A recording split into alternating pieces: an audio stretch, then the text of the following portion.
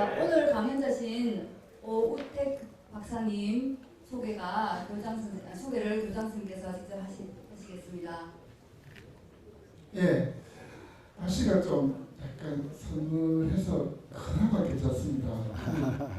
얼마나 선배님으로서 유명하신 분이었던지 계단도 두 줄로 앉아있고 잘 겪어내었습니다. 조금 답답하지만 그래도 명쾌하고 좋은 강의를 우리 들어봅시다.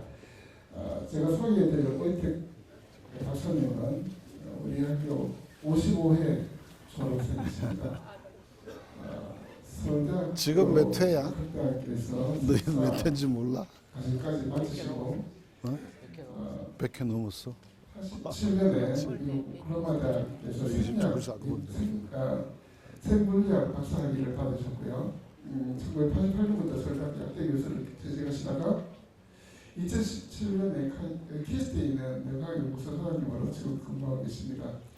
2004년부터 그 어렵다는 한국과학기술 한림원의 회원으로 활동하고 계십니다. 정말 그거 되게 힘들거든요. 학자들은 꽃이라고 생각하고 있는 게 한림원 회원이 되는 겁니다.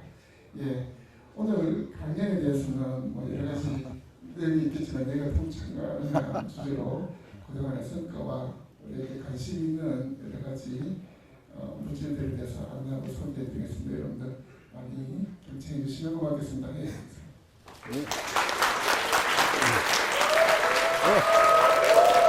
반갑습니다.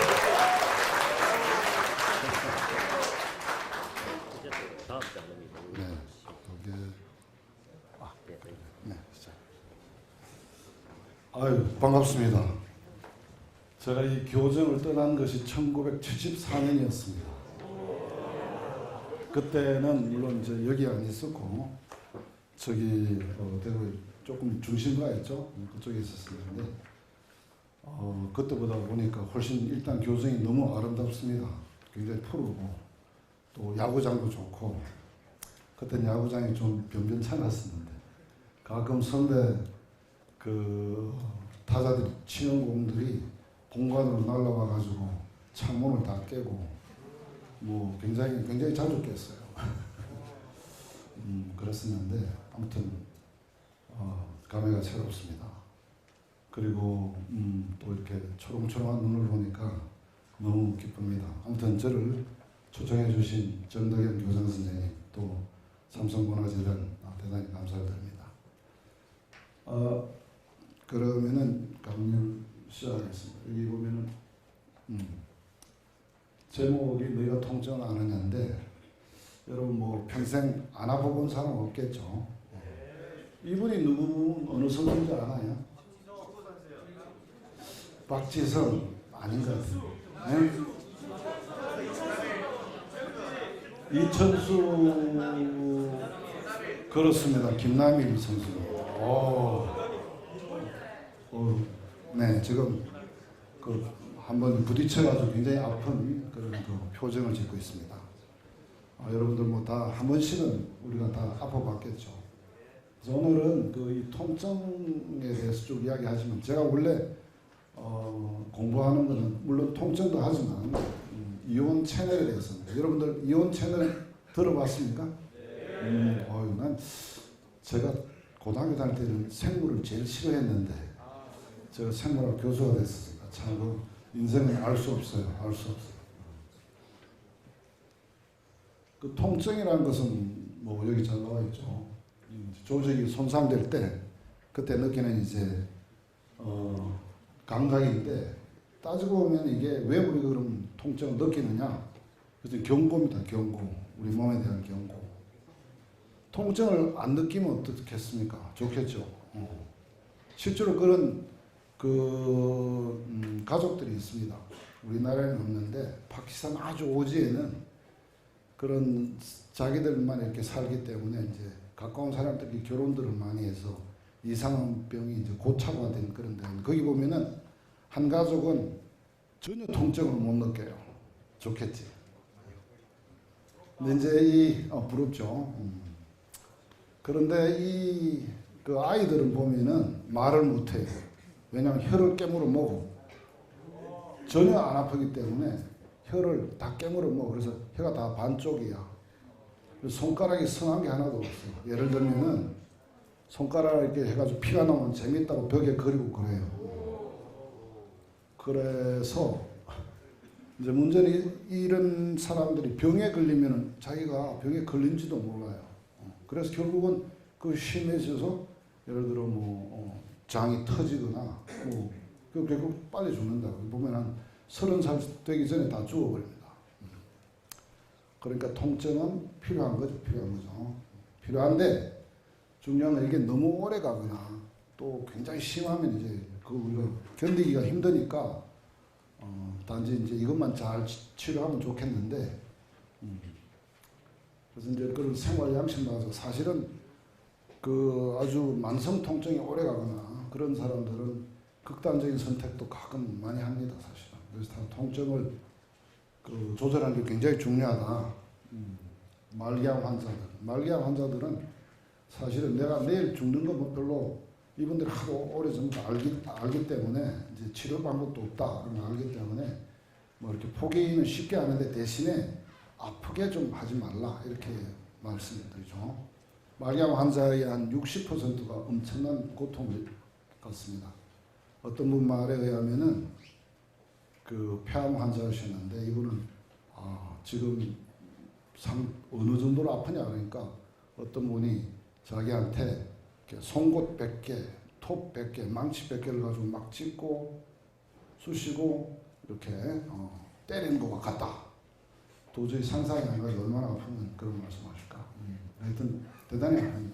그런데 그분들한테 지금 진통제가 마약성 진통제가 최고로 좋은데 이 마약성 진통제 자꾸 주다 보면 내성이 생겨서 자꾸 더 줘야 돼요. 자꾸 더 많이 주고 하는데 문제는 이제 부작용이 있습니다. 부작용이.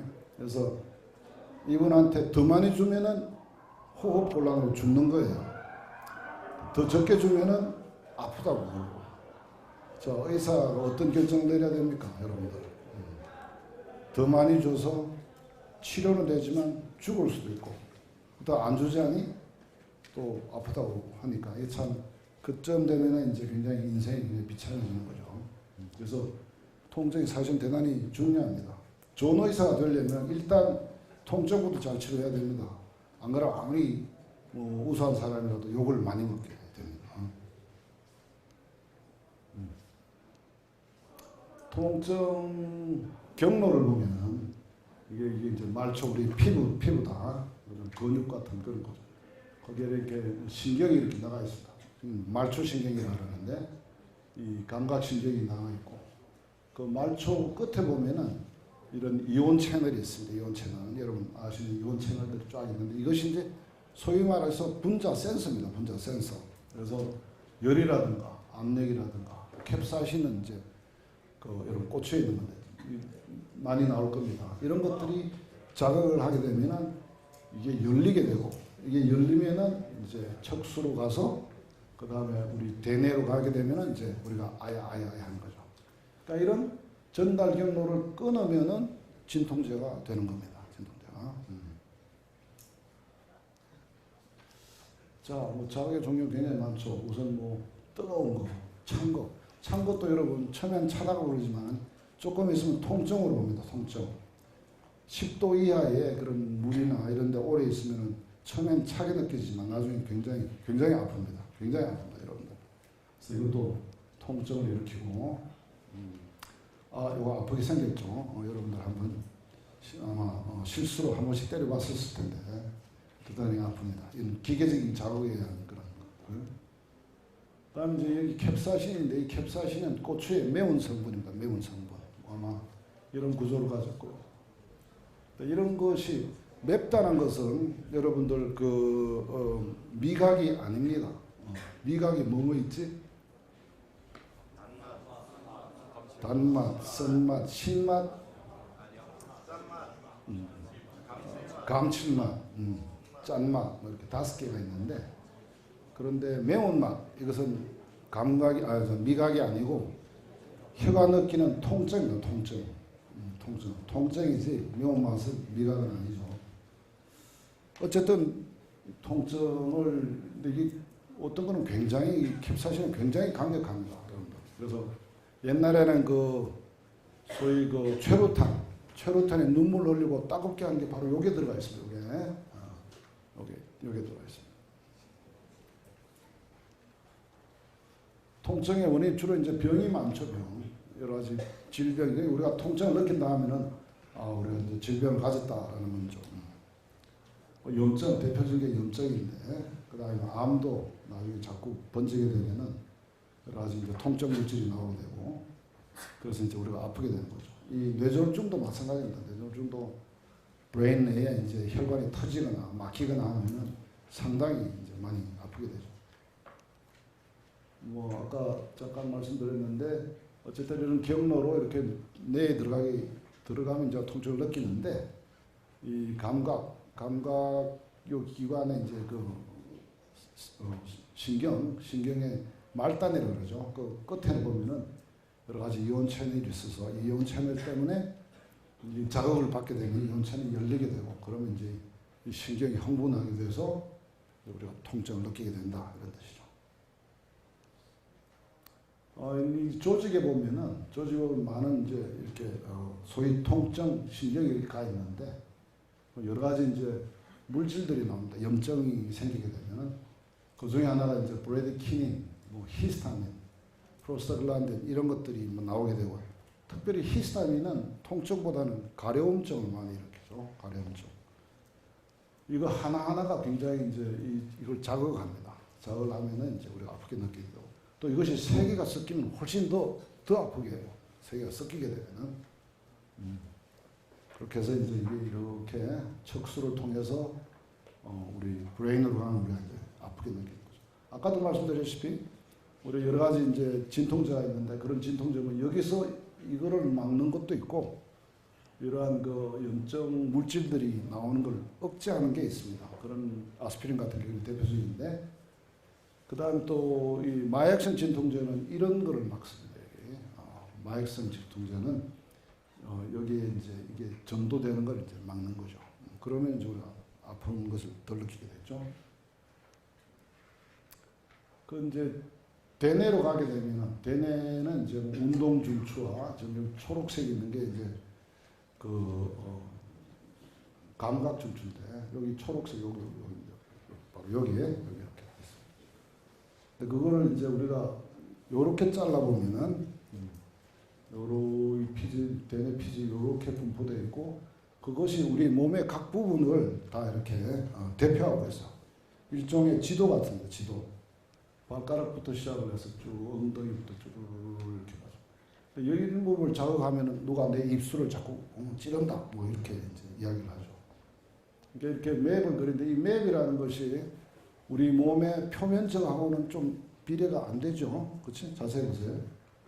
엉덩이가 요밖에 안 돼요. 실제로 엉덩이 굉장히 크지만 그런데 뭐 여기 뭐 손가락은 작은데도 불구하고 상당히 많은 부분을 차죠. 특히 입술, 얼굴 같은 데는 표면적이 작은데도 불구하고 이렇게 많이 크게 분포합니다. 이거 왜 그럴까? 그렇지. 민감도가 틀린 거지. 여러분들 손가락으로 뭐 동전 이렇게 하면 500원짜리, 100원짜리 구분할 수 있죠. 그렇지. 그래서 손가락이 아니고 그 동전을 엉덩이로 문질러서 이게 500원짜리다, 100원짜리다. 그 사람은 굉장히 민감한 사람입니다. 그럴 리는 없고 암만 문질러도 모른다. 왜냐하면은 그만큼 분포를 안에 있기 때문에 그 통증 그것도 뭐 비슷합니다.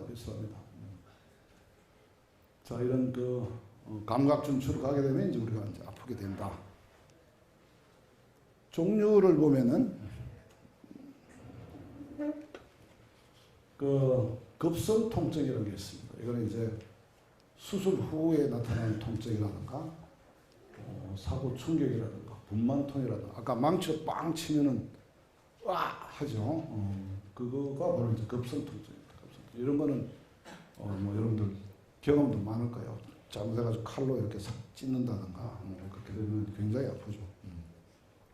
자, 그러면 이제 급성 통증이라든가 관절염 아직 여러분들은 이제 오기가 좀 이런데 특히 이제 여성분들 나이가 한 65세 이상 되면은 상당히 많이 옵니다.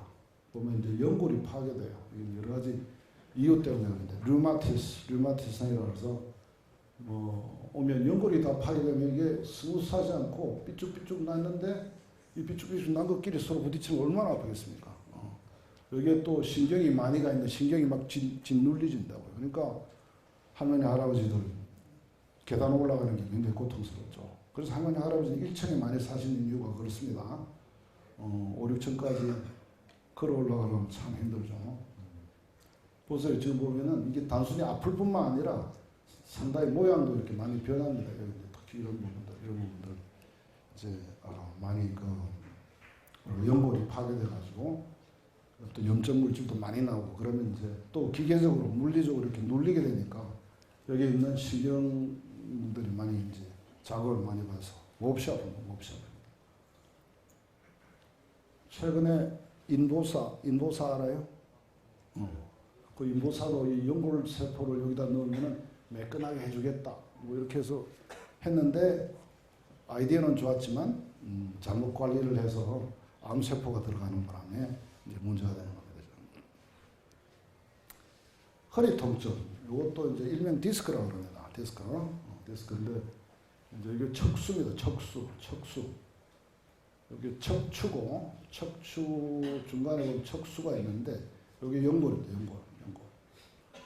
근데 연골이 원래는 이렇게 돼야 되는데 이제 좀 오래되거나 아니면 여러분들 뭐 펄쩍펄쩍 뛰거나 그렇게 되면 연골이 파괴가 돼가지고 튀어나오게 됩니다. 이렇게 튀어나오면서 뭐 그냥 튀어나온 것만 자체는 괜찮은데 뒤에 있는 이제 척수를 누르게 됩니다. 이렇게 누르면은 굉장히 아프죠. 굉장히 아프죠. 그래서 이제 디스크라고 하는데 경추 디스크도 있고 또 요추 디스크도 있고 뭐 그렇습니다. 이게 이제 수술을 이렇게 싹둑 잘라내면 될 것 같은데 수술을 해도 잘 안 낫습니다. 문제는 낫는 것도 있지만 또 수술을 해내도 불구하고 또 계속 아픈 경우도 있죠. 허리 통증, 협심증. 여기 이제 심장인데 심장인데 이게 대동맥이고요. 심장이 쿵 하면은 이렇게 피가 척 흘러서 아래로 가죠. 심장이라는 것이 심장이 하루에 피를 얼마나 퍼낼 것 같아요? 70리터? 7톤입니다. 7톤. 근데 그건 가만히 있을 때고 근데 이게 좀 빨리 뛴다. 뭐 여러분들 가만히 안 있죠. 왔다 갔다 하다 보면 심장이 많이 뛰는데 한 2배쯤 뛰면은 14톤을 퍼내는 거예요. 여러분 14톤이면은 탱클로리, 석유 이렇게 싣고 가는 휘발유 싣고 가는 큰 탱클로리가 한 15톤 좀 됩니다. 물을 넣으면 그거를 바가지로 계속 퍼내는 거랑 똑같은 거예요. 여러분 그걸 하루 종일 퍼보세요. 팔이 좀 아프겠지. 오늘만 퍼는 게 아니라 내일도 퍼야 되고 모레도 퍼야 되고 그거를 여러분 100년 동안 퍼야 돼. 그러니까 심장이 참 운동을 많이 합니다. 그 근육 운동이 많으니까 당연히 혈관이 잘 발달되죠. 그래서 우리가 마치 뭐처럼 생겼어요. 이렇게 왕관처럼 생겼다 그래서 관상동맥이라 관상동맥. 왕처럼 생겼. 근데 이게 이제 막힌다고 살짝. 막히면은 이 부분이 썩습니다. 한마디로 말해서. 그럼 심장 근육이 상하게 되고 그러면 이제 문제가 심각하게 되죠. 그런데 그냥 상하기만 하면 다행인데 이 부분이 이제 아프기 시작합니다. 여러분들 젊어서부터 운동은 안 하고 매일 TV만 보고 리모컨만 누르는 게 가장 유일한 운동이다. 그리고 이제 뭐 대학생쯤 되면 소주도 마시고 담배도 피우고 하는데 그러면 이제 살살 막히죠. 어느 순간 아주 심하게 막히면 이제 이 부분이 아프게 됩니다. 심장이 아픈데 실제로 여러분들 심장에서 내 심장 아프다 이런 사람 아무도 없습니다. 그렇지 않고 어깨가 아프다 혹은 뭐 가슴이 아프다 이렇게 연관돼서 나타나죠. 자 이런 것 연관통이라고 하는데 좀 있으면 나올 것 같습니다. 어쨌든 협심증. 여러분 이제 엔자이나 팩토리스라고 하는데 엔자이널 페인이라고 그러죠.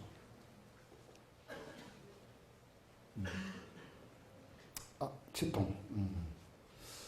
뭐 우리 어린이가 굉장히 좀 고민스러운 얼굴을 하고 있는데 이것도 여러분도 한 번씩 다 아파봤을 것 같습니다.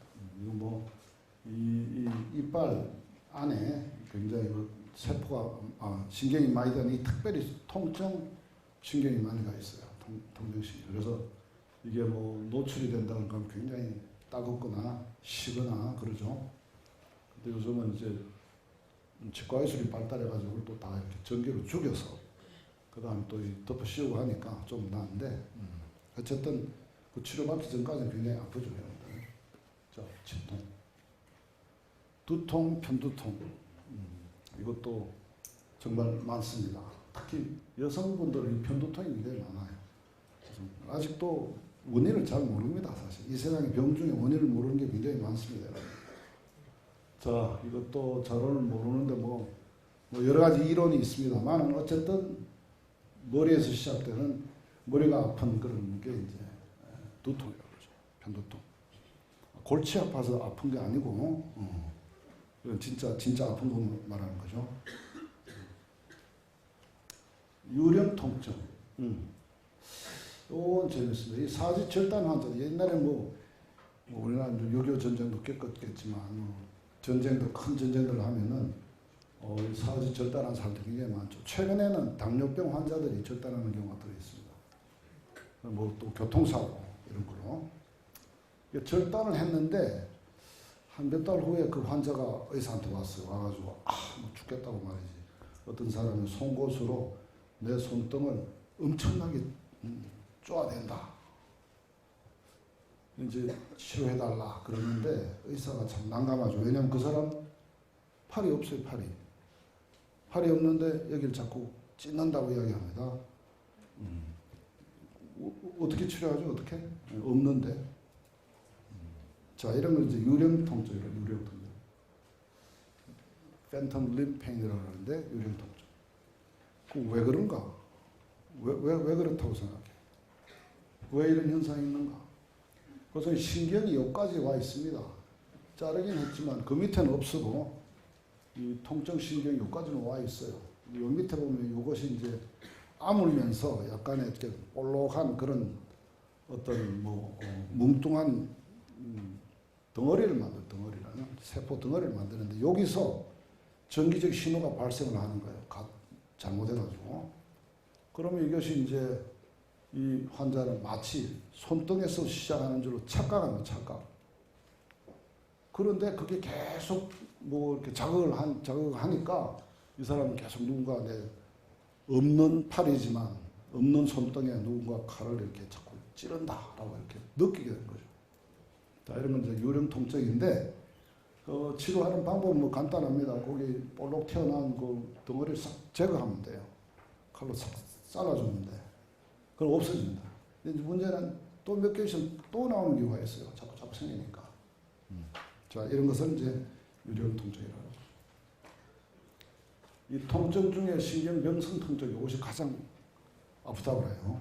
아마 여러분 텔레비에서 좀 봤었을 텐데 CRPS라고 그 중에 하나가 있는데 이것은 신경이 살짝 다쳐가지고 생기는 병입니다. 신경 아주 자르면 괜찮은데 신경이 살짝 다치면 특히 이제 당뇨가 그렇거든요. 당뇨병성 신경병성 통증 뭐 이렇게 이야기를 하는데 이 당뇨가 오면 신경이 살짝 다치게 되고 그렇게 되면은 엄청나게 아픕니다. 누가 이렇게 갖다 대도 뭐 굉장히 아프죠. 그 외에도 통증이 상당히 많은데 우리 장기 통증, 우리 배 아픈 거 있죠. 배 아픈 거. 배 아픈데 어딘지 정확히는 뭐 말할 수 없는 그러죠. 바로 이런 것. 장기에서 심장이라든가 심장, 허파, 간 이와 같은 그런 장기에서 이제 고장이 생겨가지고 일어나는 통증인데 문제는 그 장기가 아픈 게 아니라 그 장기를 둘러싸고 있는 이 벽이 아픈 거예요. 벽. 예를 들면 피부가 아프거나 근육이 아픈 겁니다. 그래서 이것을 연관통이라고 연관통. 예를 들어 아까 잠깐 이야기했는데 협심증. 이 심장에 고장이 난다. 내 염통 아프다. 이런 사람 없습니다. 그런 사람 있으면 좀 데리고 나와보세요. 상당히 이상한 사람인데 대신에 어깨 아프다, 뭐 팔이 아프다, 아니면 가슴이 아프다 이렇게 이야기를 하죠. 그렇게 심장에서 고장이 났는데 그것이 이런 그 소위 말해서 어깨라든가 이런 걸로 연관되어서 나타나는 통증을 연관통. 이런 장기에서 일어나는 통증 중에 대부분은 연관통으로 일어나는 연관통. 그래서 우리 뭐 심장이 아프다. 심장이 아픈데 실제로는 심장이 아픈 게 아니라 이 옆구리가 아프게 되고 또 맹장염 걸려도 마찬가지고 등등.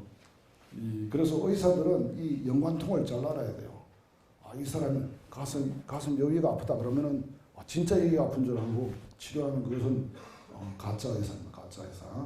그것은 딱 보면은 이것은 이분이 심장이 나쁘거나 안 그러면 뭐 식도가 여러분 식도 가끔 궤양이 걸리죠? 식도 궤양이 걸리면 식도가 아픈 게 아니라 가슴 이렇게 하트번이라고 하는데 여기가 이제 썰이가 아프다. 자 이런 것이 연관되어 나타난다. 그래서 연관통이라고 합니다. 연관통의 이론이 뭐냐?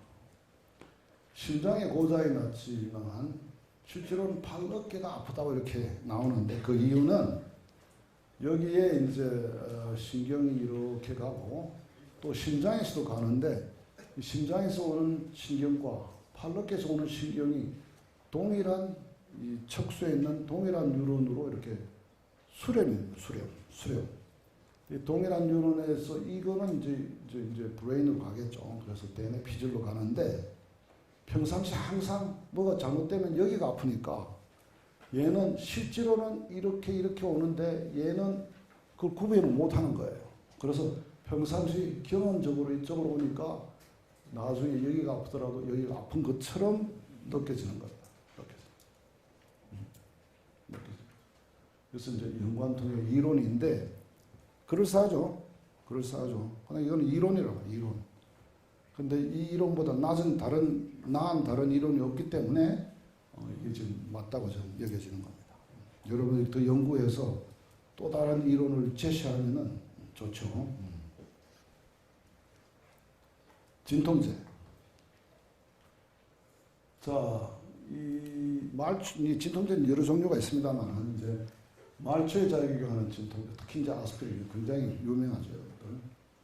이 아스피린은 이제 사이클로옥시제네이즈라고 그래서 사이클로옥시제네이즈를 억제해서 여기 보면 이제 아라키도온산이 이제 세포막에 많은데 세포에 요거를 이 사이클로옥시제네이즈가 프로스타글란딘으로 만듭니다. 아까 프로스타글란딘이 뭐라고 그랬죠? 통증을 일으키는 통증 물질이라고 그랬죠. 그래서 통증이 나는데 이 사이클로옥시젠을 억제한다. 억제하면 이게 이렇게 안 간다. 안 가니까 그걸 이제 진통이 되는 거죠. 그래서 아스피린 실제로 사이클로옥시젠에서 이니비터, 그러니까 소위 억제제다. 그래서 통증을 완화시킨다라는 것이 이제 알려졌고 이것이 사실은 이 소염 진통제, 이게 뭐 가장 많이 사용되는 진통제도 이게 벌써 나온 지가 1890 몇 년도 이 바이에르사가 이제 여기서 특허를 내고 만들었어요. 근데 옛날에 사실 이게 다 썼던 거라고. 아스피린이라고 딱 집어서 이야기는 안 했지만 이 버드나프 입에 많습니다. 그래서 옛날 우리 그 선조들이 많이 아프면은 버드나프를 우르르 따가지고 풀풀 끓여가지고 그 물을 먹으면은 뭐 아스피린 먹는 거 똑같아요. 발열도 하지만 진통도 되어서 그래서 소염 진통 효과가 있죠. 이거를 이제 바이에르사가 먼저 알아가지고 그 중에서 순수하게 이런 그 소위 살리실릭 애시드라는 것을 이렇게 분리해서 그것만 정제를 해서 먹여준 게 이제 아스피린이 처음 나온 겁니다. 그리고 아까 이제 이 아라키도온산에서 프로스타글란딘 갈 때 이 아스피린이 사이클로옥시제네이즈를 억제해서 통증을 완화시킨다. 그래서 이 아스피린의 그 작용을 알아낸 사람이 존 베인인데 이제 그래서 이번에 이제 노벨상을 받았습니다. 중추에 작용하는 약물도 있습니다. 중추에 작용하는 약물도 있는데 이제 대표적인 모르핀이죠. 이 모르핀은 정말 대단히 강력합니다. 사실은 이것처럼 강력한 게 없습니다. 여러분들 이제 수술 같은 거 하는데 수술 같은 거 하거나 그러면 굉장히 많이 우리 몸을 찢어내죠. 뭐 여기 가슴도 찢어가지고 안에도 이렇게 많이 회짓고 많이 이렇게 수술 외과적으로 이렇게 없애거나 그러는데 나중에 굉장히 아픕니다 사실은. 근데 이제 모르핀을 이렇게 먹으면은 그것이 이제 싹 없어지죠. 근데 이제 문제는 모르핀이 강력하지만 또 습관성이 되고 뭐 이렇게 안 그러면 또 내성이 자꾸 생기는 그런 부작용이 있습니다. 어쨌든 근데 몰핀은 이제 강력한 진통제가 있다. 탄니스 내성이 좀 많은 그런 부작용도 있다. 심하게 먹으면 호흡 곤란을 일으키고 결국은 죽게 됩니다.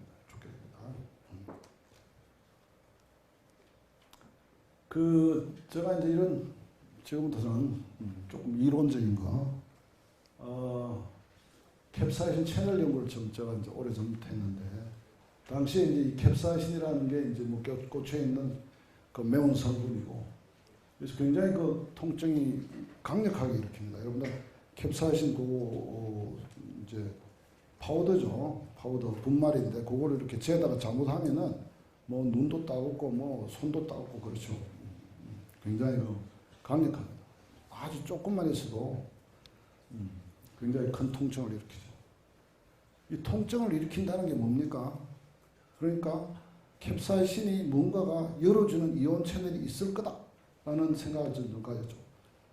아까 말했지만 그 신경세포의 말단에는 보면은 분자 센서가 있단 말이죠. 그 분자 센서가 뭔가를 열어줘야 그 다음에 전기적인 신호가 발생을 한다 이 말이죠.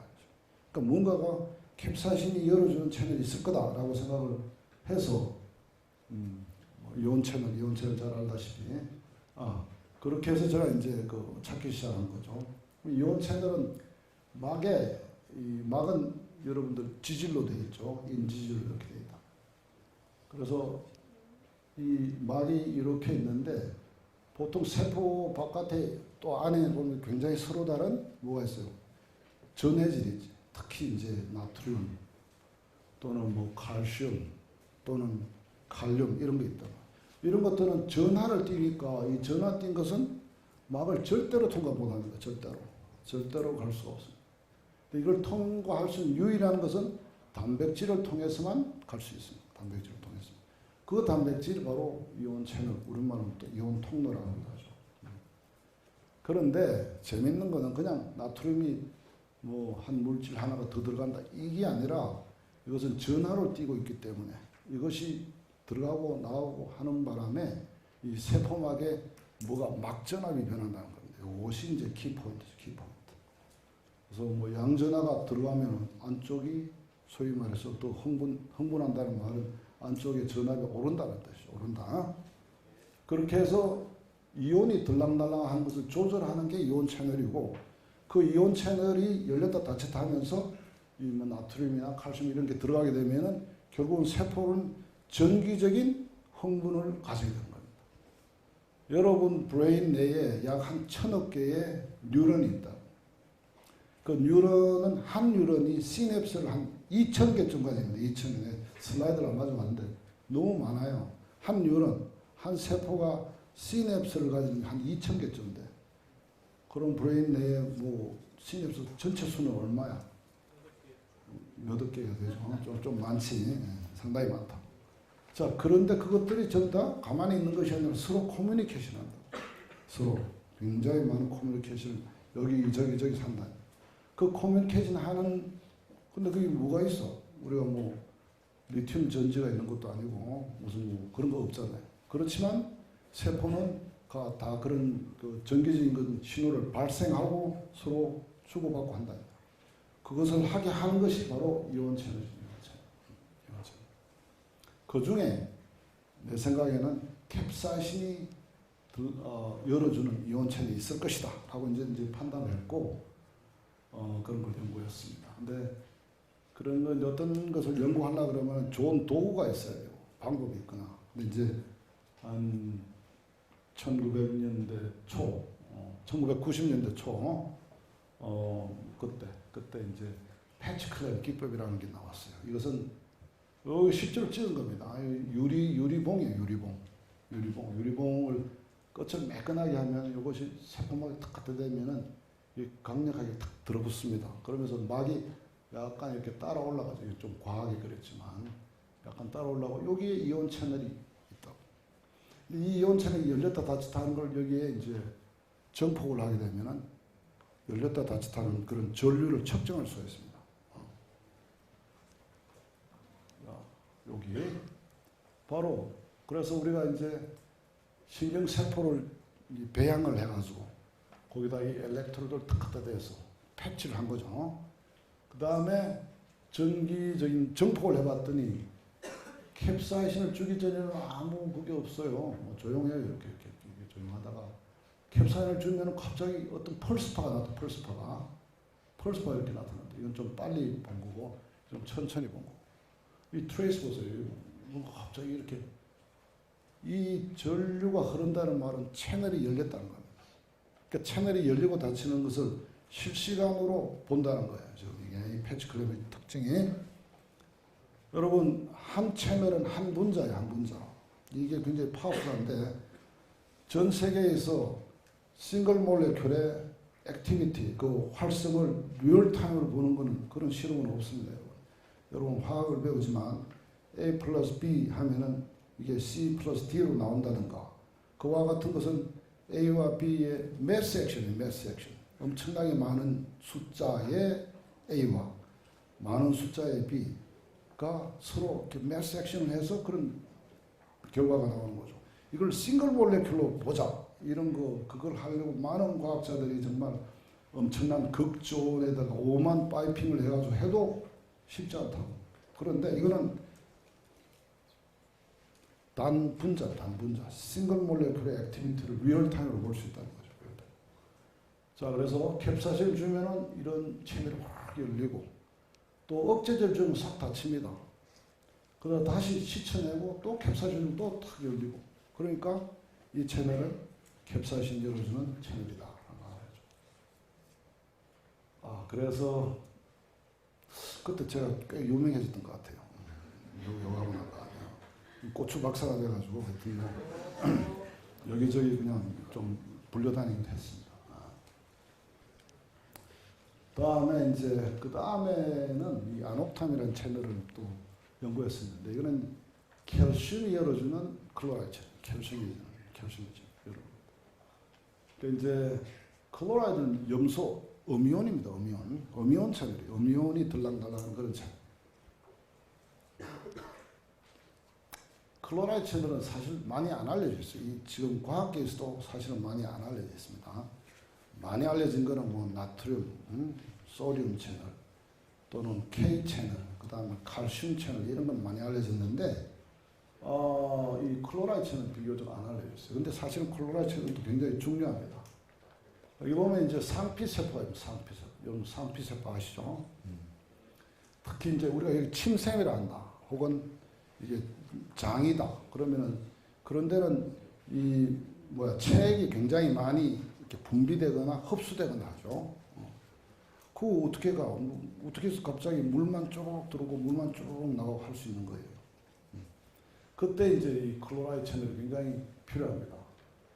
특히 이제 전해질의 뭐 수분이라든가 전해질 같은 거 흡수한다든가 또 물론 이제 세포 부피를 조절하는 데도 중요하고 뭐 이와 같은 걸 하는데 특별히 이제 여기 보면은 이게 이제 상피세포고 상피세포에 먼저는 여기 보면 상피세포는 중요한 게 이 공간과 그 다음에 혈관 근처에 있는 막 두 개가 다릅니다. 같은 세포인데도 역할이 달라요. 그래서 한쪽에서는 클로라이드를 계속 이렇게 펌프를 합니다. 펌프. 이건 채널은 아니고 이 펌프예요. 펌프. 자꾸 잡아놨습니다. 그러면 이제 세포 안에 클로라이드 농도가 높아지겠죠? 이 높아지는데 이것이 이렇게 나가면 채널을 통해서 나와요. 채널 열리면은 이렇게 나갑니다.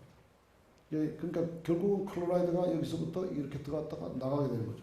그러니까 세포를 통과해서 나가게 되고 이 많은 양의 클로라이드가 이렇게 가게 되면은 삼투압을 맞추기 위해서 물도 따라 나갑니다. 물이 따라 나갑니다. 그래서 물이 따라가니까 어떻게 됩니까? 여기가 체액이 이렇게 나가는 것 같다. 만약에 이게 안 가면은 어떻게 되겠어요? 이게 안 열린다. 그럼 클로라이드 나가질 않습니다. 물이 안 나갑니다. 그럼 이쪽 부분이 마르게 됩니다. 마르게 되면은 많은 문제가 발생합니다. 여러분 침이 안 나온다고 생각해요. 침. 여러분 침이 안 나온다. 또는 침이 과다하게 나온다. 다 요 클로라이드 채널이 고장이 생기면 이제 그런 현상이 벌어집니다. 그 중에 이제 낭포성 섬유증이라고 있는데 이게 이제 뭐 영어로는 cystic fibrosis라고 이게 낭포성 섬유증입니다. 그래서 아까 보면 이게 CFTR 채널 이름이 좀 고약한데 뭐 하여튼 CFTR 채널이라는 그런 채널 이거 전부 다 클로라이드 채널. 이 CFTR 채널이 이상이 있고 미국에는 한 3만 명 이상, 전 세계에 한 10만 명 정도 있어요. 이 사람들 대체로 이분이 굉장히 유명한 그 미식 축구 쿼터백인데 돈은 무지무지하게 많이 벌었습니다. 그런데 갑자기 자기가 이제 축구 안 한다. 안 한 이유가 그 아들이 이제 난포성 섬유증이 걸렸습니다. 그게는 곧 죽습니다 이제. 그러니까 아직 치료제도 없고 왜 그런가 하면은 결국은 이 특히 이제 심한 것이 기도 아주 가는 기도가 약간 촉촉해야 그 선모가 있죠. 선모가 있어서 먼지도 걸러내고 우리가 있는 균도 이렇게 걸러내는데 그 기도가 물이 안 나오는 거예요. 물이 왜 그렇다고 그랬죠? 이런 클로라이드 채널이 특히 그렇지 고장 나니까 클로라이드가 안 나고 물도 안 나고 그럼 그 부분이 막힌다고. 기도가 다 막혀. 어떻게 숨을 쉬어? 결국은 뭐 호흡도 곤란하고 뭐 이래저래 여러 가지 원인에 의해서 죽죠. 보통 한 30세, 요즘 조금 오래 산다 그래서 한 35세 산다 그래요. 결국은 이제 죽습니다. 그래서 우리 생각은 이 CFTR이 고장 났는데 그게 보면은 우리가 이제 발견한 건 아녹타민 채널도 있어요. 근데 이 자체가 평상시 잘 안 열리고 있다고. 그러니까 이게 있으니까 이걸 열어주면은 이렇게 나가던 것이 여기 못 나가니까 이렇게 나가지 않을까. 그렇게 되면 물도 따라 나가고 그래서 치료할 가능성이 있다 이래가지고 연구를 꽤 했는데 하다가 우리는 그만뒀습니다. 회사가 잘 안 하려고 그래. 우리나라에 환자가 많이 없다고. 외국에는 많은데 한국에는 사실 환자가 많이 없으니까 뭐 재미없다고 안 하는데 이 돈이 상당히 들 텐데 아무튼 그리고 저희가 이제 최근에 또 발견한 게 이 기계 채널입니다. 아까 우리가 딱 치면은 하는데 어떻게 해서 알게 되는 거예요. 그러니까 분명히 뭔가 하면은 우리 신경 말단에 기계적인 자극에 열어주는 그런 센서가 있겠죠. 그렇죠? 그렇지 않으면 어떻게 우리가 그걸 알겠습니까? 그러니까 그런 기계적 자극에서 열리는 채널이 분명히 있을 것이다 라고 생각을 하고 그런 기계 채널, 기계적 자극에 보면 영어로 미케노 센시브 채널이라고 그러는데 미케니컬, 기계적인 자극에 의해서 열리는 그런 채널이다. 이제 그런 걸 한번 찾으려고 했고 찾은 게 이제 텐토닌 3라고 이제 발견 중이었습니다. 그럼 그건 그렇고 이 사진 잘 보이나요 지금? 여기 이제 해마에 있는 뉴런이에요. 해마에 있는 뉴런은 요즘 말이지 하도 발달을 해서 해마에 있는 모든 뉴런을 서로 다른 컬러링을 합니다. 컬러링. 이거 실제로 저희들이 찍은 겁니다. 실제로 우리 브레인 아니고 마우스 브레인이지만 실제로 이런 거예요. 이렇게. 이거의 커넥션과 또 이거의 구조라든가 또 특징 같은 거를 이제 우리가 이제 연구하게 되는 거죠. 그 미케노 트랜스덕션이라는 게 있습니다. 기계 변환이라고 우리말로 이제 할 수가 있는데 기계적 자극을 다른 생물학적 반응으로 이렇게 바꾸는 거죠. 주로 전기적인 반응으로 바꿉니다. 자, 예를 들면은 뭐 촉각, 여러분들 옆에 누가 툭툭 친다. 뭐 그런 걸 어떻게 알겠습니까? 누가 치는지. 뭔가가 기계적인 자극을 생물학적 현상으로 특히 여기서 이제 신경에서는 뭐 전기적인 자극이겠죠. 전기적인 활성으로 바꿔줘야 돼. 뭔가가 바꿔줘야 되는 거죠. 이렇게. 또 청각, 여러분 귀도 마찬가지입니다. 귀도 이것이 다 메커니컬한 움직임이에요. 그러한 것이 있기 때문에 이제 여러분 들리고, 여러분 밸런스 맞추는 것도 저 세방고리관에서 그것이 왔다 갔다 하는데 그 세방고리관 그것도 움직이는 거를 그 뭔가 센서를 해야 된다고, 그렇죠? 그 다음에 압수연기, 오늘 뭐 이것도 좀 잠깐 설명드릴 텐데. 근데 이러한 그런 여러 가지 생리 현상에 중요한 그런 요소가 있는데 그건 뭔가 하면은 기계 채널이 있어야 돼요. 기계적인 자극에서 열리는 채널이 있어야 되는데 비교적 이 연구가 잘 안 되었었습니다. 왜냐하면 또 연구하기 좀 어려워. 예를 들면 여기 촉각, 우리 피부 내에 여러 가지 수용기들이 있어요. 수용기. 이런 뭐 독특하게 생긴 그런 그 수용기들이 있는데 이런 것들이 다 우리 압력이라든가 압각이라든가 또 움직이는 거 또는 이렇게 툭툭 치는 거 이런 촉각을 센서하게 되는데 결국은 이런 데도 보면은 기계적 자극에서 열리는 채널, 저 기계 채널이 있을 거라 실제로 있고 근데 그거의 유전자를 지금 모르는 중이죠. 또 청각도 보면 헤어셀인데 여기 보면은 이 세포입니다. 세포. 이것이 이제 우리가 소리 진동이 있게 되면 그 진동 때문에 이렇게 기울어지면서 여기 있는 채널이 열린다고. 그 채널이 열리는 건 알지만 그 채널이 뭔지는 몰라요. 아직도. 그 유전자를 모릅니다. 유전자를 알아야지 항체도 만들고 그 다음에 구조도 알고 뭐 여러 가지 할 수 있는데 유전자를 모르면은 여기 기계 채널이 있네 없네 이 정도만 알지 정확한 그런 그 뭐랄까 연구를 할 수가 없습니다. 그래서 그 유전자를 찾는 것이 가장 중요한 거죠. 이 고유 기능, 고유 수용 기능 뭔가 하면 근육에 보면은 이런 그 또 조그마한 오건이 있습니다. 이건 머슬 스핀들이라고 하는데, 자 여기도 보면은 여러 가지 신경이 가 있고 이것은 근육이 늘어난 것에 굉장히 민감해요. 여러분들이 기억은 못하고 느끼지는 못해도 우리가 움직일 때마다 근육이 늘어나고 이런 정도를 이 신경이 굉장히 민감하게 센싱하죠. 그래서 이제 브레인으로 보내서 우리가 얼마나 늘어났구나 안 늘어난 것을 이렇게 알 수 있도록 그렇게 하는 거죠. 혈압 조절, 이것도 좀 이따가 다시 말씀드리겠습니다. 이런 것들 전부 다 기계적인 자극에 의해서 움직이는 것들이죠. 센스되고 하는 것들. 근데 그렇게 하려면은 기계 채널이 필요하다. 그래서 저희가 대표적으로 이제 이 신경 우리 말단 신경 세포의 그 세포체, 소마라고 그러죠. 셀 바디가 있는 곳이 DRG라는 곳입니다. 요걸 이렇게 잘라가지고 우리가 한번 실제로 컬처 배양을 하면 이렇게 생겼어요. 이렇게. 이쪽은 패치 클램프의 엘렉트로드고 전기를 이제 우리가 기록하는 거죠. 이쪽은 그냥 말 그대로 막대로 이렇게 찌르는 겁니다. 굉장히 아주 작은 막대죠. 이 세포 하나. 그리고 우리가 폭 찔러면은 이렇게 찔러면은 여기 보면 뭐 8.5 마이크로미터인데 8.8 마이크로미터면 폭 찌르는 거죠. 그러면은 이런 전류가 여러 종류의 전류가 흐릅니다.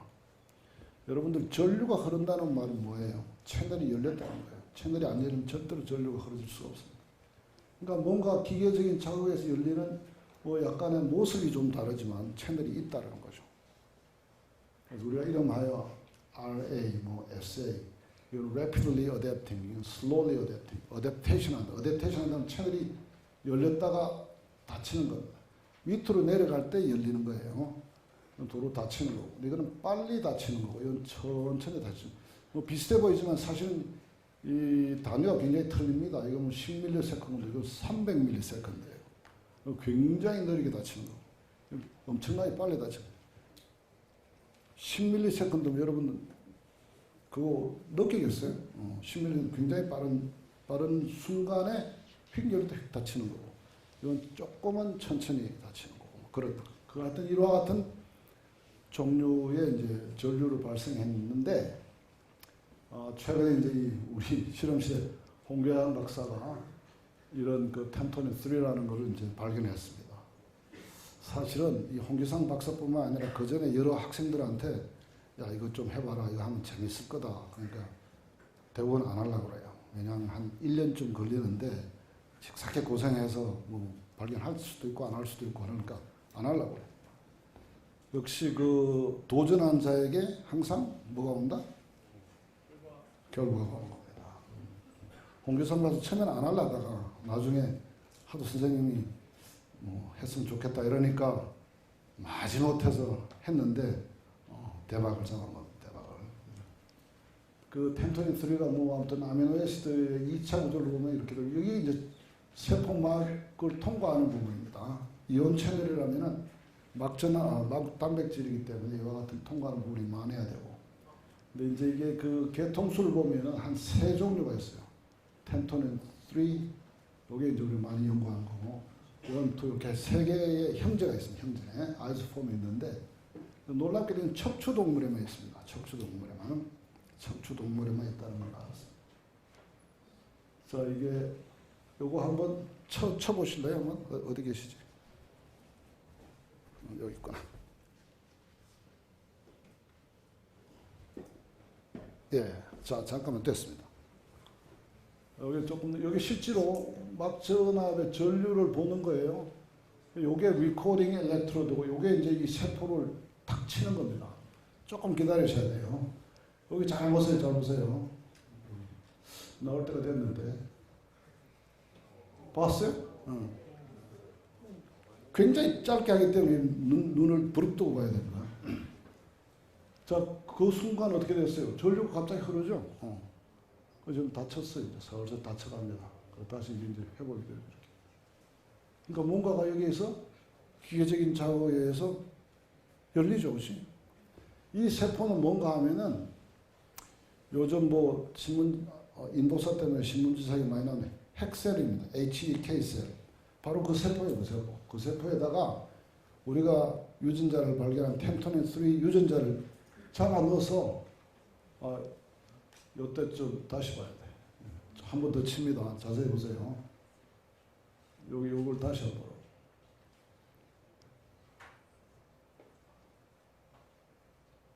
나올 때가 됐는데.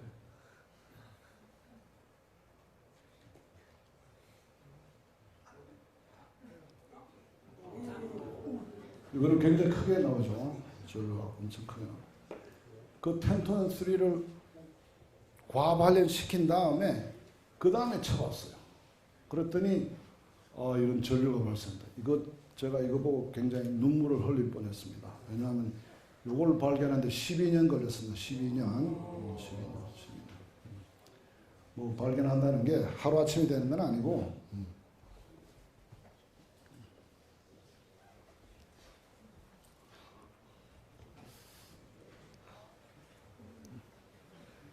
어디 갔지? 여기 있다.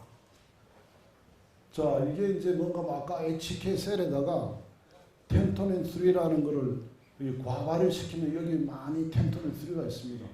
그때 툭 치면 이와 같은 전류, 아까 봤죠? 아까 봤던 그런 전류가 흐르는 거죠. 근데 텐토닌 3를 과발을 안 시키면 아무리 쳐도 뭐 거의 안 나옵니다. 뭐 조금 나오긴 하는데. 근데 이제 이 텐토닌 3를 과발현 시킨 데서 치면은 이와 같은 전류가 나온다는 거는 바로 이 텐토닌 3가 기계적 작용에 의해서 열리는 이온 채널이라는 거죠. 자, 요 조금 치면 적게 나오고 많이 치면 굉장히 크게 나오고 그렇습니다. 아까 봤고 이게 HEK 셀이고 텐토닌 3를 우리가 과발현 시킨 거고. 자, 근데 뭐 이게 채널이 무엇 하느냐? 그 중에 하나가 이제 압수용기 반사랑 같습니다. 여러분한테 조금 어려울지 모르겠는데 혈압이라는 것을 굉장히 오르락내리락 많이 합니다. 굉장히 불안정합니다. 그렇지만 우리 몸이 그걸 그냥 두질 않죠. 소위 우리말이 참 더 어려운데 압수용기 반사, 영어로는 baroreceptor reflex. 바로란 말이 압력이란 뜻이에요. 압력. 자, 그걸 조절하려면 압력을 재야 되겠죠. 혈압을 재지 않고서 어떻게 조절하겠어요? 그렇죠? 재야 되는데 그 재는 것이 바로 리셉터. 바로라는 게 압력이고 리셉터라는 게 수용기니까 센서니까 그 압력을 센서하는 그런 거고 이건 반사라는 거죠. 그런 반사가 있다. 예를 들면은 그게 이제 어디 있나 하면은 바로 이 대동맥에 있습니다. 대동맥이 혈압이 심장에서 방금 나오니까 제일 프레시하겠죠. 거기에서 재고 또 이게 경동맥 이점이 있습니다. 이것도 심장에 가까우니까 여기에 또 센서가 많이 있습니다. 여기에 센서도 있고 여기에 센서도 있고 그래서 신경들이 이렇게 가서 소위 혈압 조절 중추에다 연결을 합니다. 연결을 하면 혈압 중추가 혈압이 높구나. 처음에 혈압이 높으면은 압수용기 여기에서 이것이 센서가 되고 그것이 신경 활성이 이제 여기 혈압 조절 중추에 전달이 되면은 이 혈압 조절 중추가 반사적으로 교감신경을 상당히 낮추게 됩니다. 낮추게 되면 혈압이 다시 떨어져요. 그래서 올라가는 거를 낮추게 되고, 또 만약에 혈압이 낮아지면은 올리게 되고, 이렇게 되는 거죠. 이것이 바로 리셉터 리플렉스, 혹은 압수용기 반사라고 하는데, 중요한 이슈는 혈압을 안정화시키는 게 이제 중요한 거죠. 안정화시키는 게. 그래서 우리 그 텐토닌 3가 미케니컬한 작용에 반응한 거니까 이 압력 센서로 작용하지 않을까라고 이제 생각을 해봤어요.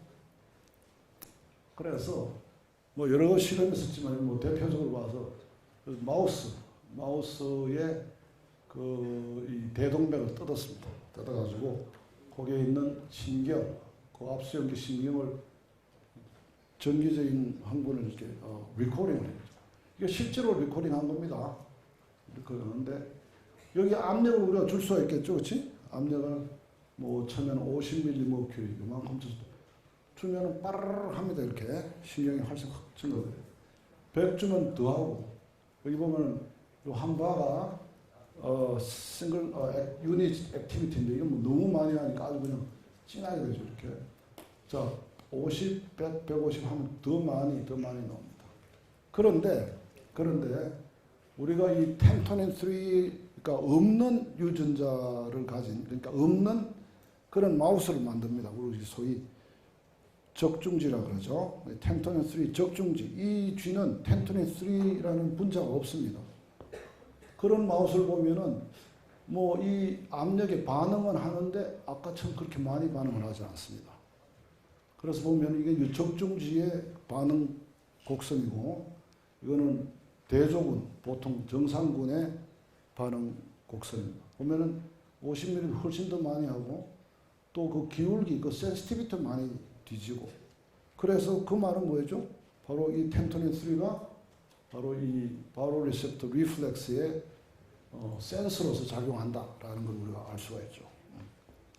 더 재밌는 건 우리가 이제 이 쥐를 24시간 혈압과 심박동수를 재봅니다. 이제 여기에 그 텔레메트리를 넣어가지고 이거를 24시간, 얘는 그냥 이렇게 돌아다니면서 이렇게 다 잴 수가 있습니다.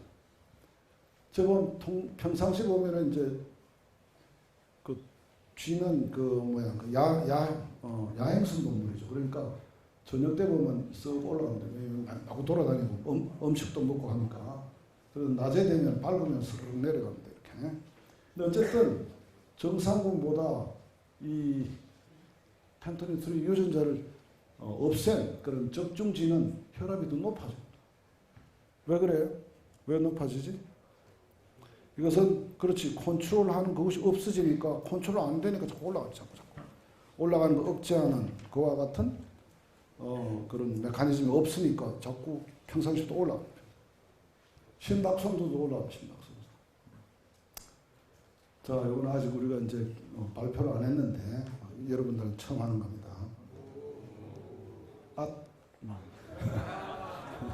그래서 이런 실험들을 통해 보면은, 첫째는 우리가 이제 이 텐토닌 3라는 것이 이 특성이 어떤 거다도 연구하지만, 또 텐토닌 3가 우리 이 생리적 여러 현상 중에 어떤 데 들어가느냐 하는 것도 이렇게 실험을 통해서 알 수가 있다는 거죠.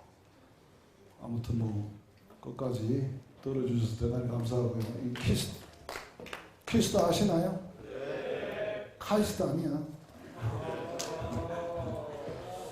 카이스트는 키스트의 스피노프된 학교입니다. 그렇게만 아시죠. 우리나라 최초의 연구소입니다. 우리나라 최초의 1966년에 설립이 되었어요. 감사합니다.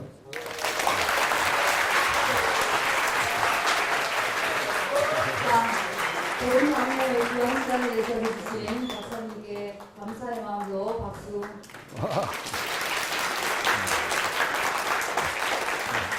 다음으로는 이제 교수님 연구나 또는 그 관련 내용에 대해서 궁금한 내용 질문 있겠습니다. 자, 혹시 질문 있는 사람 있습니까? 네, 준범이 일어서서 일어나세요.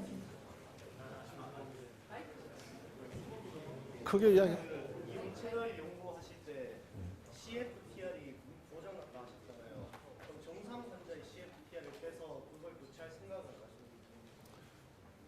그렇게 질문의 요지는 이제 CFTR이 고장 난 사람한테 그렇게 해서 낭포성 섬유증이 걸린 사람한테 정상 CFTR을 주면은 되지 않느냐? 맞죠? 그렇게 하면 되지. 그러니까 이제 그게 소위 유전자 치료거든.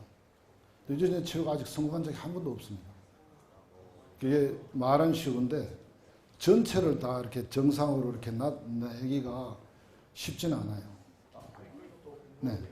그 만성 통증 환자 같은 경우는 네네. 기본 항생제 있으면 내성이 생겨가지고 안 하셨는데 그러면 마취제를 있어요. 나도 되는 거 아니에요? 그렇죠. 되죠. 근데 마취제는 그 순간만 없지. 마취제를 24시간 할 수 없잖아요. 계속 마취할 수도 없고. 그거 마취제가 진통제의 일부입니다. 사실은 진통제가 아주 좋다 그러면 아이디어란 진통제가 있으면 마취제가 필요 없죠. 앞으로 그런 게 나올 것 같긴 해요. 한 30년 후면은 아스피린 두 알처럼 탁 먹으면은 신문 보면서 수술할 수 있어요. 그거 좀 잘해. 그리고 뭐 의사한테 뭐 좀 예쁘게 해. 뭐 할 수도 있는데 그게 좋은지 모르겠어. 자기가 수술한 거 보는 게 좋은지 모르겠는데 아무튼 그런 게 나올 가능성도 있습니다. 사실은 있는데 그래서 좋은 진통제가 옛날에는 마취제도 했었어요. 근데 마취라는 것은 말 그대로 브레인 펑션을 셧다운하는 거거든.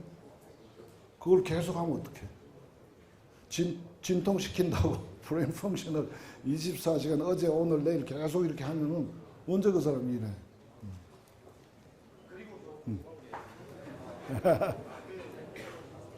기존의 진통제 같은 경우는 굉장히 다양한 채널들을 그러니까 필요한 채널만 그 억제하면 되는데 필요하지 않은 부분의 채널을 억제해서 문제가 있다고 생각했는데 있다고 하는데 그럼 특정 이온만 이렇게 막을 수 있는 방법은 어떤 게 있나요? 그렇게 하려고 굉장히 좋은 질문 하셨는데 사실 우리가 그 치과에 쓰는 국소 진통 마취제 이거 정말 기가 막힌 겁니다. 그죠? 기가 막힌데 그거 없으면 아마 치과 다 문 닫아야 될 거야. 근데 그거를 딱 주면은 그게 이제 소디움 채널 블락인데 그 소디움 채널이 왜 그러면 여기 그냥 우리가 약 먹듯이 먹으면 되지 않느냐. 문제는 그것이 말씀했듯이 여기 통증 세포에만 있는 채널을 블락하는 게 아니라 심장 세포도 블락하고 머리에도 나트륨 채널이 많단 말이죠. 그게 다 블락되면 어떻게 돼? 죽는다고. 그러니까 여기만 주는 거예요, 여기만. 그래서 국소 마취라는 뜻을 한다. 그럼 마취도 국소의 진통도 없애지만 이걸 먹게 되면은 다 죽는 거죠. 뭐 적사하는 거죠. 굉장히 위험하다고 사실. 그래서 의사들이 이제 그거 여기만 살짝 주고 뭐 그렇게. 또 우리 국소 마취한 다음 수술도 하잖아요. 간단한 거는 다 그런 거라고. 근데 그 사람은 왜 전신에 안 주느냐? 결국은 심장에도 나트륨 채널이 많은데 그 구분을 못 해. 심장 거는 살리고 여기만 죽이면 딱 좋은데 그런 건 없어요. 그런 약을 만들려고 무수히 노력했고 나도 했는데 우리나라에서 뭐 여러 제약회사 시도하다가 잘 안 돼서 그만뒀습니다. 참 그런 특이성을 구분하기가 어려워. 근데 앞으로 뭐 꾸준히 하다 보면 나오겠죠.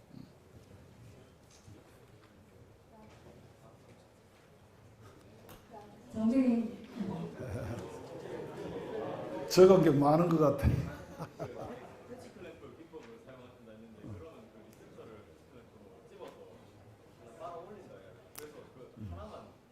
그렇습니다. 그러면은 그 세포에서 그 이게 세포 거기 어느 위치에 있다는 걸 알고 있는 건가 아니면 그냥 랜덤으로 여러 분만 만들어서 랜덤하게 하는 거죠. 탁 집어서 했는데 있으면 다행이고 없으면 또 한 번 하면 되니까. 맞습니다. 그것이 있는 거 보이지도 않지. 분자가 보이나. 그러니까 대충 하는 거라. 대충 하는데 운이 좋으면 금방 나오고 운이 나쁘면 몇 번 해야 되고 그렇습니다. 그 퀘션. 자, 또 다른 질문 있습니까? 저 뒤에 지금부터 죽는 거 아닌가요? 잘 안 들리는데. 마이크를 줘야 되겠네. 앞으로 조금 나오세요. 오.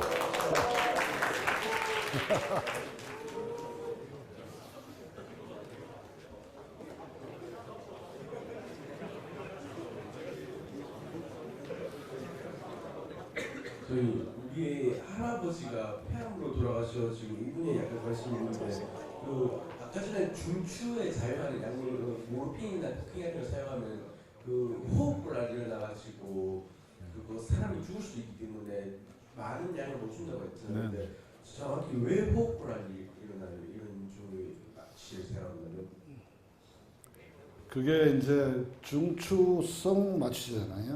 네. 그런데 우리 브레인 내에 이 소위 말해서 뭐 그런 진통제가 작은 양일 때는 이 통증에 관련되는 부분만 딱 억제를 하는데 그거보다 엄청나게 많은 양을 주게 되면은 다른 기능도 억제한다. 특히 호흡을 일으키는 호흡 중추를 마비시키는 거예요. 그러니까 호흡 중추가 마비되니까 호흡을 할 수가 없고 따라서 죽게 됩니다. 감사합니다.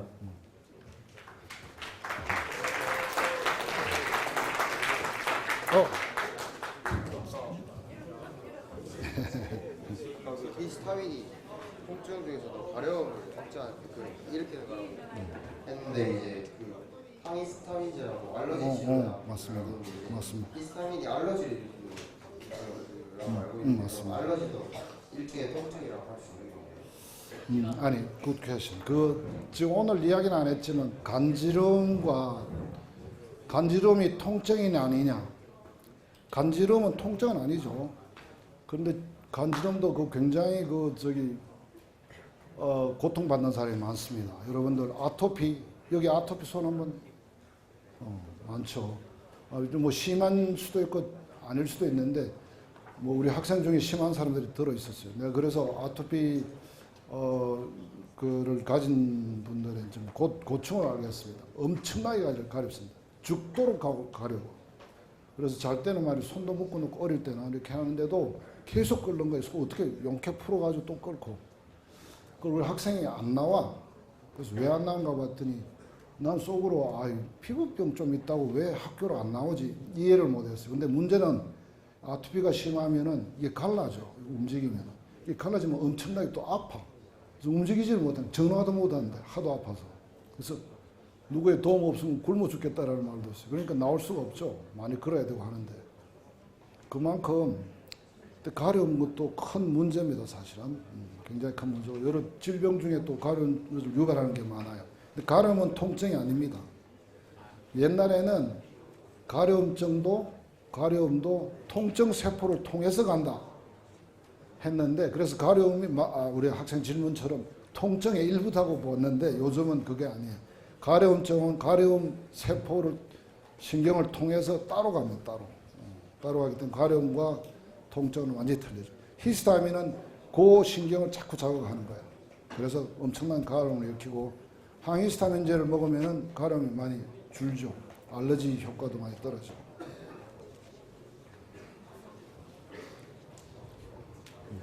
다른 질문에 대해서는 나중에 교수님 이메일로 질문하기 바랍니다. 나중에 이메일 학교 홈페이지에 공지해 놓겠습니다. 자, 그 다음은 이제 이렇게 좋은 연구로 포함과학상을 수상하시고 그리고 더불어 학교를 빛내주신 그 박사님께 학생을 대표해서 양대표 학생이 박사를 드리겠습니다. 이거.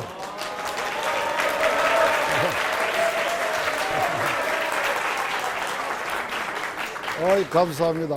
박수 한번 합시다. 감사합니다. 감사합니다. 기대 안 했는데 정말 감사합니다. 너무 아름다운 꽃이네요. 감사합니다.